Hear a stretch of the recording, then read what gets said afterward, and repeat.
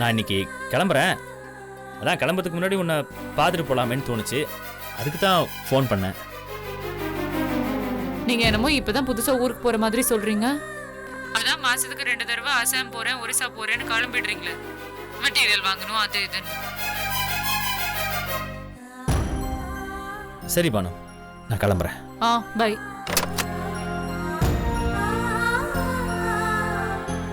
என்னப்பா சொல்ற? அவளுக்கு நிறைய வேலை இருக்கு போல இருக்கு.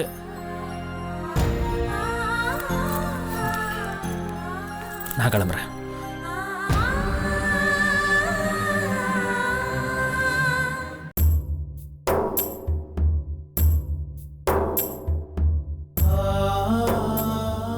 அண்ணே, நான் கிளம்புறேன். வவுச்சர் செக் புக் எல்லாத்தையும் மறக்காம எடுத்துக்கோ. வச்சுக்கிட்டேண்ணே. ஏண்டா போய்தான் ஆகணுமா? ஆமாம்மா. என்னண்ணே அண்ணியை பிரிஞ்சு போறேன்னு கவலையா இருக்கா? அதெல்லாம் ஒன்றும் இல்லை, சுமார். நீ ஒன்றும் கவலைப்படாதண்ண. மீனாட்சி நீயோட சேர்ந்து கல்யாண வேலை எல்லாம் நல்லா பார்த்துக்கிறேன். நீ நிம்மதியா போயிட்டு வாங்க. இந்தாங்க வாட்டர் பாட்டில், ரொம்ப யூஸ் ஆகும். போற இடத்துல வாட்டர் பாக்கெட் அது இதுன்னு வாங்கி குடிச்சா சளி பிடிச்சுக்கும். வீட்டு தண்ணி தான் ஃபில் பண்ணி வச்சிருக்கேன். சரி, போயிட்டு வரேன். வரேன். சரிண்ணே. வரேன் அண்ணி, போயிட்டு வரேன்டா. அம்மா கவலைப்படாதீங்க, நான் வரேன். பத்திரமா போயிட்டு வாங்க. வரேண்ணே. அண்ணா அப்புறம் முருகனுக்கு ஃபோன் பண்ணி. ஐயோ ஐயோ, டேய் சண்முகம், என்னடா என்னாச்சுண்ணே? இல்லம்மா, புறப்படும் போதே காத்து அடிக்கிடுச்சே. அம்மா இந்த மாதிரி ஆயிடுச்சுடா. அம்மா அம்மா இல்லம்மா, ஒன்றும் இல்லைம்மா. நான் அண்ணகிட்ட ஏதோ பேசிக்கிட்டே நடந்து வந்தேன்னா தடுக்கிடுச்சு, கவனிக்கலம்மா. இல்லடா, காத்து அடுக்குனா சகுனம் நல்லா இல்லைன்னு சொல்லுவாங்கடா. அம்மா ஏமா சகுனம் அது இதுன்னு சொல்லி குழப்பிட்டு இருக்கீங்க உங்களை? டேய் நீ முதல்ல உள்ள வா, அங்க கொஞ்ச நேரம் உட்காந்துட்டு தண்ணி குடிச்சிட்டு அப்புறமா புறப்பட்டு போ. சரிம்மா சரிம்மா சரிம்மா. டேய் எனக்கு மனசே கேட்கலடா, ஒரு மாதிரியா இருக்குடா.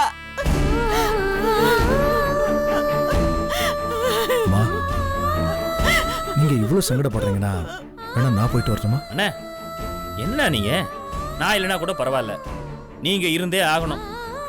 நீங்க இந்த கல்யாணத்தை நடத்தி வச்சாகணும். நான் போயிட்டு வந்துடுறேண்ணே. நான் என்ன புதுசாக போறேன்? எப்பவும் போயிட்டு வரதானே. இல்ல அம்மா.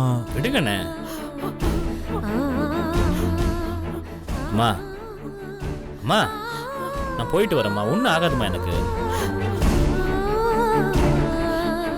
டேய் அந்த சரக்கு யார்கிட்டயும் கொடுத்து விட முடியலன்னா நான் ஒண்ணு சொல்லவா? பேசாம அந்த ஆர்டரே வேணான்னு சொல்லிடுறா. அதுல கோடி ரூபாய் கிடைச்சாலே நமக்கு வேணாண்டா. அம்மா காசு முக்கியம் இல்லம்மா, கொடுத்த வாக்கு தானம்மா முக்கியம். நம்மளை நம்பி நம்ம கம்பெனி நம்பி இந்த பொறுப்பை கொடுத்துருக்காங்க, நான் போய் தாம்மா ஆகணும். அம்மா தயவு செஞ்சு புரிஞ்சிக்குமா, இதெல்லாம் ஒண்ணுமே இல்லைம்மா. நான் பத்திரமா போயிட்டு வந்துடுவேம்மா, கவலைப்படாதீங்க. நீங்க முதல்ல கண்ணு தொடங்க, தைரியமா இருக்குமா. பத்திரமா போயிட்டு வாப்பா. சரிம்மா சரி, பத்திரமா போயிட்டு வாப்பா. சரி. சண்முகம், வவுச்சர்லாம் கரெக்டா வாங்கிக்கோ, செக்கெல்லாம் கரெக்டா வாங்கிக்கோ.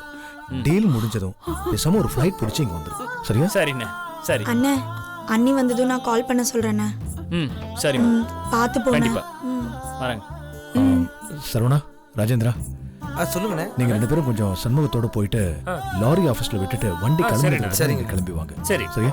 எதுக்குண்ணே? அவங்களும் வரட்டுமேடா. சரி வாங்க. போலாண்ணே. அண்ணி வரேன். அண்ணி வரேம்மா. போங்க. போறேண்ணே. பாத்துக்கலாமா. வரேன். போயிட்டு வாங்க.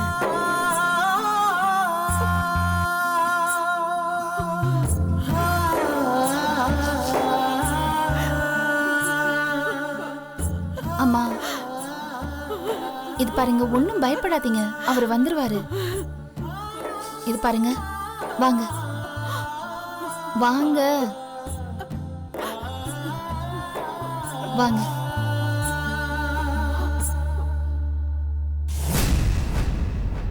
என்ன சார் இவ்வளவு தூரம் வந்திருக்கீங்க? ஏதாவது ஒரு விஷயம் கால் பண்ணியிருந்தா நானே அங்க வந்திருப்பேனே. இல்ல சார், பரவாயில்ல. நானே இந்த பக்கம் வந்தேன், அப்படியே உங்களை நேர்ல சந்திச்சு பேசலான்னு. அப்புறம் வீட்டில் எல்லாரும் நல்லா இருக்காங்கல்ல? ஆ எல்லாரும் ரொம்ப நல்லா இருக்காங்க. ஆ.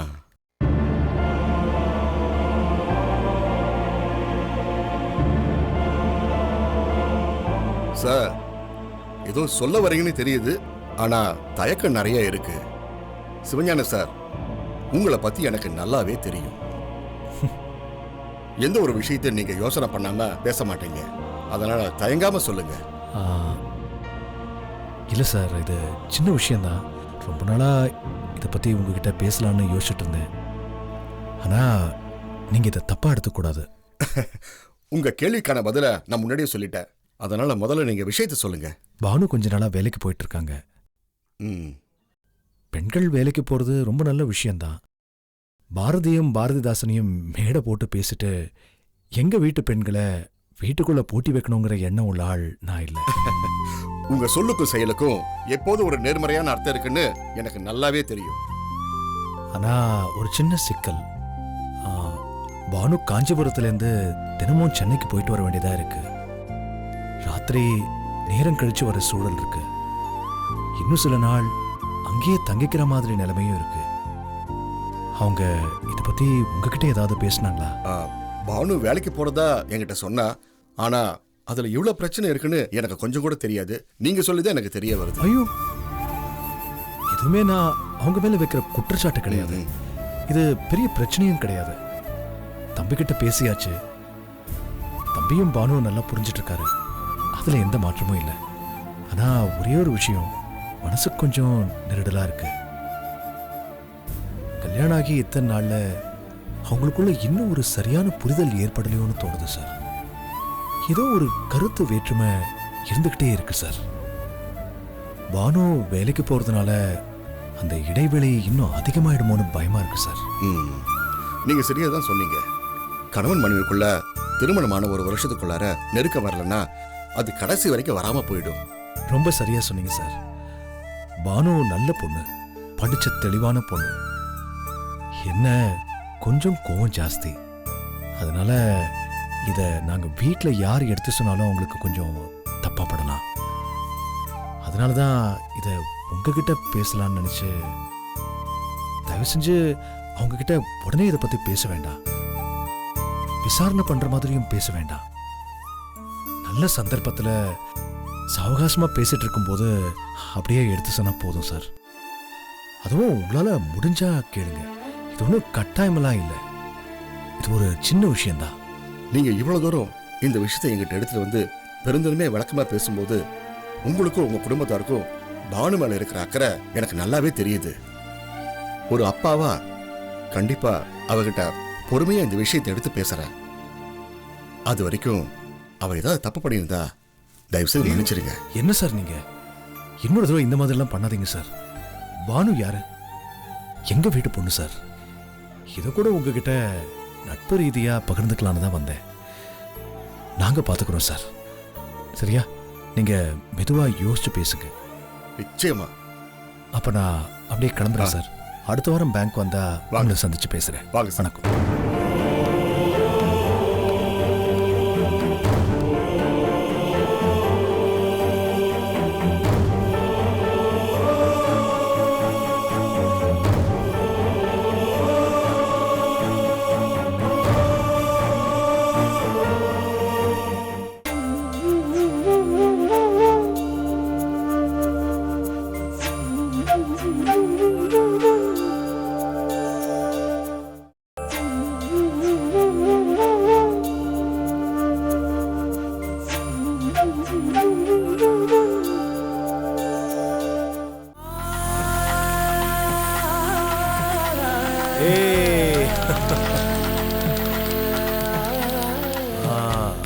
வாழ்த்துக்கள்.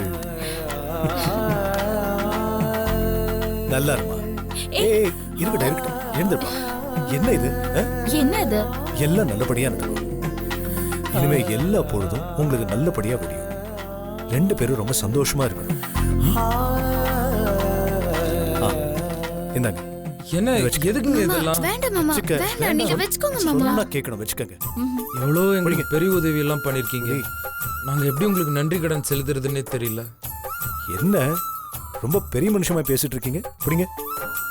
நீங்க நன்றி கடன்லாம் செலுத்த வேண்டாம். பொடி பொடி, நீங்க நல்லா இருந்தா போதும். இது செலவுக்கு மட்டும்தான். சீக்கிரமே நீங்க தனியா தொழில் தொடங்க நான் ஏற்பாடு பண்றேன்.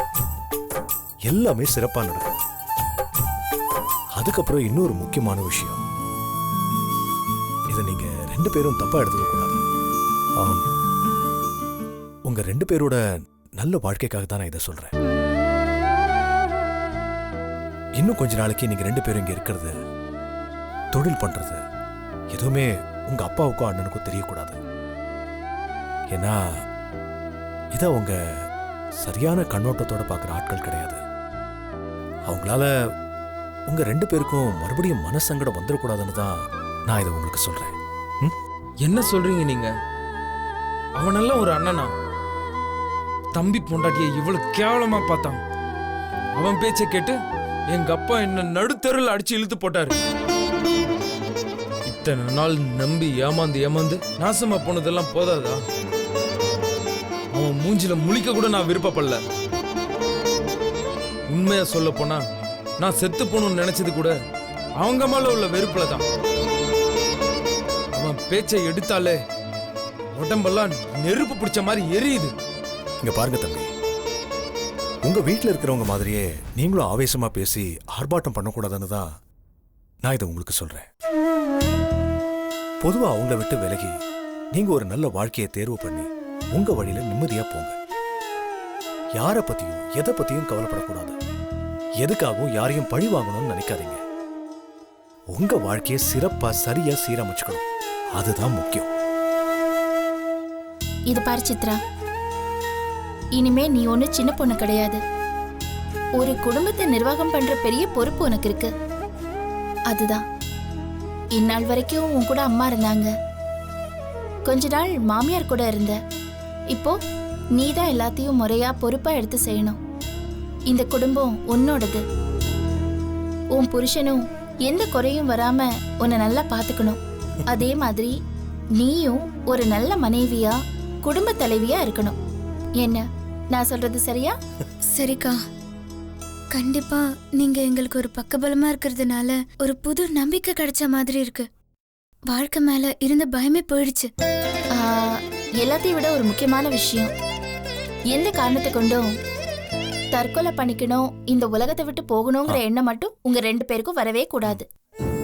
இல்லக்கா, இனிமே கனவுல கூட அந்த நினைப்பு எங்களுக்கு வராது. கவலைப்படாதீங்க. ஏய், வீட்டுக்குள்ள யாருங்கடி? வெளில வரீங்களா? வா மீனாட்சி.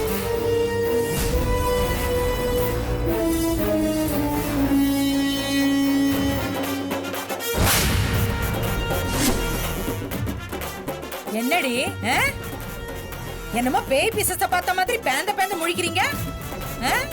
என்ன இங்க எதிர்பார்க்கல. ஏண்டி பெத்த தாய கூப்பிடாம அக்காளும் தங்கச்சியும் சேர்ந்து பால் காய்ச்சறீங்களா? நான் என்ன வேண்டாத விருந்தாளிய வந்துட்டேன்னு நினைச்சீங்களா? ஏய், ரோட்ல போற எவ்வளவு ஒருத்தி உன் 2வது மக பால் காய்ச்சறான்னு சொல்லி அதை கேள்விப்பட்டு நான் ஓடி வரேன். சரி ஏதோ அந்த மாதிரிலாம் எதுவும் நடக்காது, பேருக்காவது என்ன கூப்பிடுவேன்னு பார்த்தேன். இங்க வந்தா தானே தெரியுது உங்க நாடகம் தான். அடியே, பால் பொங்கறதெல்லாம் பார்க்கும்போது வயிறு எரியுதுடி. நீ நல்லாவே இருக்க மாட்டே. அம்மா, ஏமா இப்படி எல்லாம் பேசுற? நாங்க 2 பேரும் தனி கொடுத்தனா வந்திருக்கோமா? அது சரி. ஏண்டி, என்கிட்ட ஒரு வார்த்தை சொல்லணும்னு உனக்கு தோணுச்சா? எங்கம்மா, நான் சொன்னாலும் நீ கேட்க மாட்ட, என்ன திட்டுவ. அதான். அம்மா, அக்கா ரொம்ப நல்லவங்கம்மா. நீதான் அவளை சரியா புரிஞ்சுக்கவே இல்லம்மா. அட்ரஸ் அக்கா, அடி பாவி, என்னடி ஒரே அடியா இப்படி பல்டி அடிக்கிற? ஐயோ, நீ இந்த அளவுக்கு பேசுறன்னா அவ எந்த அளவுக்கு உனக்கு வேப்பல் அடிச்சிருப்பா?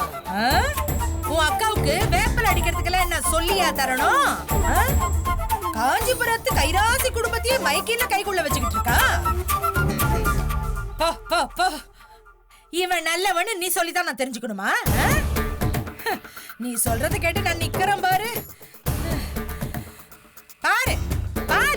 ஐயோ ஐயோ ஐயோ ஐயோ, ஒண்ணுமே தெரியாத மாதிரி அந்த மூஞ்சி எப்படி அப்படி வச்சுக்கிற? ஒண்ணுமே தெரியாத பாப்பா மாதிரி நிக்கிற. ஏண்டி குழந்தையும் கிள்ளி விட்டுட்டு தொட்டிலையும் வேற ஆட்டுறியே, நீ எல்லாம் மனுஷியாடி? இந்த பாரு, மாட்டையும் கண்ணையும் பிரிக்காத, அதெல்லாம் ரொம்ப பாவம்னு சொல்லுவாங்க. நீ எல்லாம் உருப்படுவியாடி? உருப்படுவியா? அடியே, தாயும் பொண்ணையும் பிரிச்சேன்னு வச்சுக்க, அதாண்டி உன் வயித்துல ஒண்ணு கூட தங்காம நின்னுகிட்டு இருக்க. எவ்வளவு சாபம் கொடுக்கறேனே, எதுவுமே ஆகாம குத்துக்கல்லு மாதிரி நின்னுகிட்டு இருக்கியே. எப்பதான் உனக்கெல்லாம் கேடு காலம் வருமோ தெரியல. போதும், நிறுத்துமா. இதுக்கு மேல இங்க நின்னு எதுவும் பேசாதீங்க. கொஞ்சம் கூட சரியா இல்ல. தயவு செஞ்சு இங்க இருந்து கிளம்பு. உங்க கூட யாரும் பிரச்சனை பண்ற மனநிலைமையில இல்ல. ஆமா மாமா, ஆமா, எனக்கு வேற வேலை இல்லல்ல. நான் மட்டும் தான் உங்ககிட்ட பிரச்சனை பண்ணணும்னு தெரிஞ்சுக்கிட்டு இருக்கேன் பாருங்க.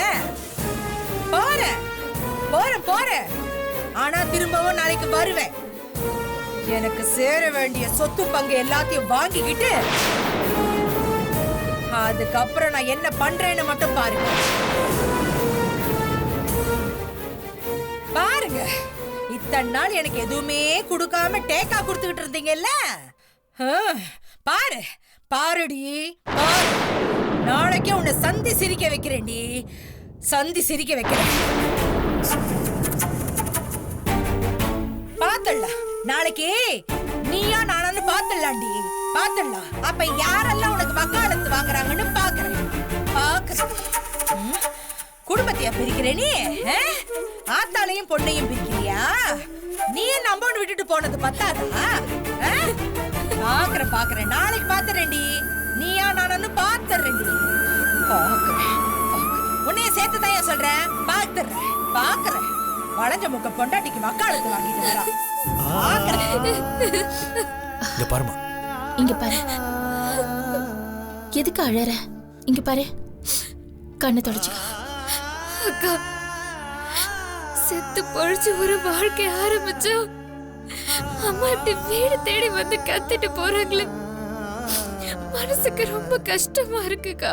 ஏய், இது பாரு, இதுக்கெல்லாம் போட்டு மனசை குழப்பிக்காத. அவங்கள பத்தி தான் உனக்கு தெரியும்ல. இது பாரு, அவங்க எப்பவுமே அப்படிதான், படபடன்னு பட்டாசு மாதிரி வெடிப்பாங்க. ஆனா மனசுக்குள்ள எதுவுமே இருக்காது. எல்லாம் கொஞ்ச நாளைக்கு தான், எல்லாம் சரியாயிடும். இது பாரு, நீ அடுத்த வேலையை போய் பாரு. எல்லாத்துக்குமே காலம் பதில் சொல்லும்.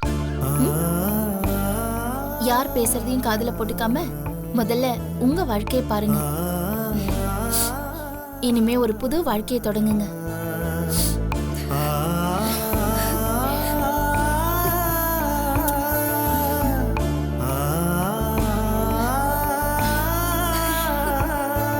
வா.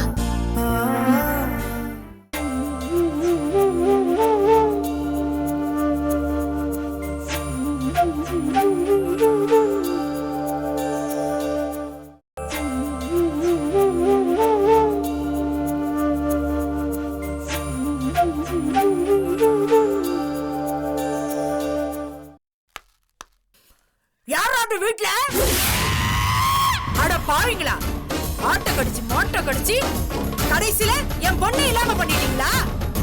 ஏய் சதிகாரி, என்னடி வசியம் பண்ண சித்ராவுக்கு? பண்ணாட பரதேசி, என்ன வசியசி ஏதாவது பண்ணி வச்சுட்டியா? என்னடா சித்ராவும் பேச்சு கேட்டு ஆட ஆரம்பிச்சுட்டா? என்னையா போஸ் கொடுக்குற? வாயா வெள்ளை வேட்டிக்காரா, ஏற்கனவே காரி துப்பி உன்னை கரையாக்கினது பத்தாதா? உனக்கு எவ்வளவு தைரியம் இருந்தா என் பொண்ணையும் மருமகனையும் தனியா வச்சிருப்ப. திமிராயா உனக்கு? வாயா வா. அம்மா, சித்ராவை தனி வீட்டுல வச்சிருக்கோமே, அந்த கோவத்துல தான் மறுபடியும் வந்து கத்த ஆரம்பிச்சிட்டாங்க. வாயா. மீனாட்சி, எதுவா இருந்தாலும் கொஞ்சம் பொறுமையா இரு, பாத்துக்கலாம். வாடி குட்டி பிசாசே, என்ன அங்க நின்னு குசு குசு குசு குசு குசுன்னு பேசிட்டு இருக்கீங்க? இங்க வந்து நின்னு பேசுடி. அந்த வயசுலயே சொத்தை பிரிச்சு எடுத்துட்டு வந்தல்ல, அப்புறம் என் குடும்பத்தையே தெருவுல நிக்க வச்சு சந்தி சிரிக்க வச்ச. இப்ப நான் பெத்த பொண்ணையும் பிரிச்சு வச்சு வேடிக்கை பார்த்துட்டு இருக்கியா? ஏண்டி என்ன நடுத்தரல நிக்க வச்சு புலம்ப வைக்கிறதுக்கு தானே புருஷன் பொண்டாட்டி திட்டம் போட்டுட்டு இருக்கீங்க? அம்மா அம்மான்னு ஒண்ணும் தெரியாம என் முந்தானிய சுத்தி சுத்தி வந்தா என் பொண்ணு. அந்த பொண்ணு மனசை எப்படி கலைச்ச? ஏண்டி வசிய மருந்து ஏதாவது வச்சு வியாபாரம் பண்ணிட்டு இருக்கியா? ஐயோ ஐயோ ஐயோ, என் பொண்ணு சித்ரா அவளும் உன் பக்கம் சாஞ்சிட்டாளேடி.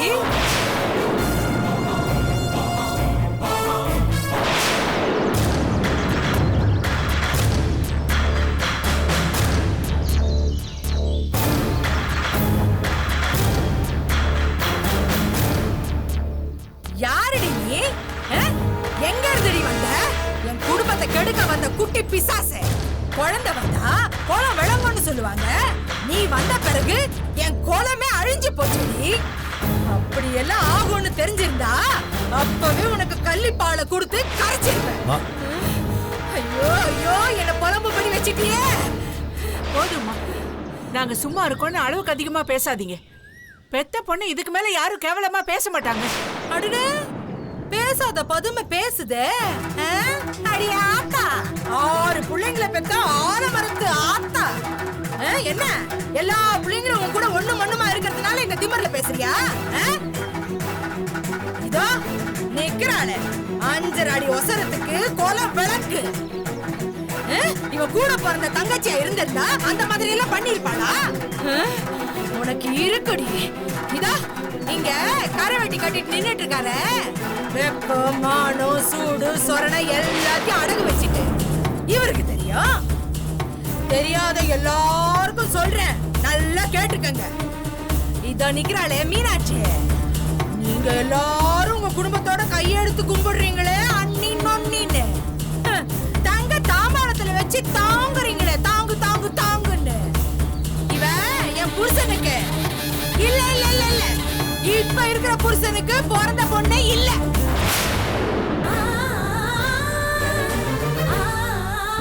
வாய்க்கு வாய்க்கு அப்ப அப்பன்னு கூப்பிட்டு நடிக்கிறாளே, அந்த மனுஷன் இவளுக்கு அப்பனே இல்ல. இப்ப இருக்கிற என் பொண்ணுங்க 2 பேரும் இவ கூட பிறந்தவங்களே இல்ல.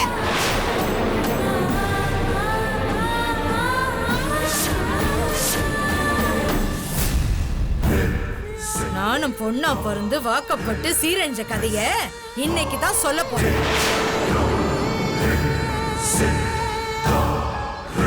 எங்க வீட்ல என்ன வசதியான இடத்துல தான் கட்டி கொடுத்தாங்க. என் புருஷனும் நல்லா தான் இருந்தாரு. ஏதோ என் கெட்ட நேரம் அல்பாயுஸ்லயே அந்த மனுஷன் போய் சேர்ந்துட்டாரு. இதோ மூதேவி, இது பிறந்த நேரம் என்ன தரித்திரம் பிடிச்சி ஆட்ட ஆரம்பிச்சிருச்சு.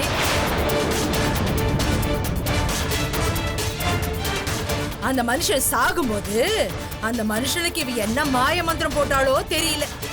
ஐயோ, என்னென்னமோ செஞ்சு என் பேர்ல சொத்தை எழுதாம அவ பேர்ல எழுதி வச்சுக்கிட்டா. அப்புறம் என்ன, நடுத்தரல நான் நின்னு புலம்புற கதையா போச்சு. ஐயோ, இப்ப இருக்கிற அந்த குடிகார மனுஷனை கட்டினதுக்கு அப்புறம் இன்னும் ஓயல என் பாடு. வாழ்க்கையே சுத்தமா விளங்காம போயிடுச்சு. காசு பணம் இல்லனாலும் எனக்குன்னு ஒண்ணுன்னா, நான் போனேன்னா என் பாடியை புடிச்சிட்டு அழுவறதுக்கு என் 2 பொண்ணுங்க இருக்காளேன்னு சந்தோஷப்பட்டுட்டு இருந்தேன். அது இவ கண்ணுக்கு உறுத்திருச்சு போல இருக்கு. என் பொண்ணை பிரிச்சு தனியா கூட்டிட்டு வந்துட்டா. 1000 தான் இருந்தாலுமே அவங்க உங்க வயித்துல பிறந்தவங்க. அவங்கள ஏன் இப்படி வாய்க்கு வந்தபடி வசப்பாடுறீங்க? கொஞ்சம் கூட உங்களுக்கு மனசாட்சியே இல்லையா?